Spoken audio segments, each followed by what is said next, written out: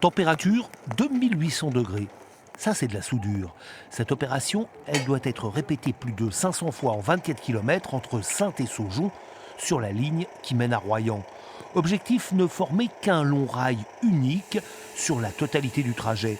Ce n'est qu'une toute petite partie du travail réalisé, car si SNCF Réseau parle de modernisation, c'est en fait une réfection totale de la ligne qui a été opérée pendant 5 mois. C'est un chantier qui est complexe puisqu'il y a beaucoup d'activités, avec des corps de métiers différents, puisqu'il y a la partie terrassement où vraiment on a déposé l'ensemble de la voie, c'était comme une autoroute, hein, je dirais. Et puis après il a fallu reposer toute la partie voie, réaliser les drainages hydrauliques, donc du curage, des réalisations de fossés.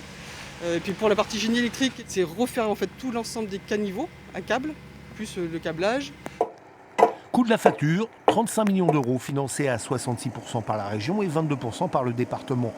Un renouvellement nécessaire, certaines parties de la voie dataient des années 1920 et cela entraînait des problèmes de circulation évidents. C'est une ligne qui avait ce qu'on appelle des limitations temporaires de vitesse. La vitesse entre Saintes et Saujon était limitée à 80 km/h pour des défauts de plateforme et de géométrie. Et aujourd'hui, en fait, la modernisation de ces travaux permettent de revenir à la vitesse nominale et future de la ligne, qui sera à la fin de l'année à 120 km/h sur Saintes-Saujon. Une bonne nouvelle pour les quelques 220 000 voyageurs qui empruntent le trajet annuellement.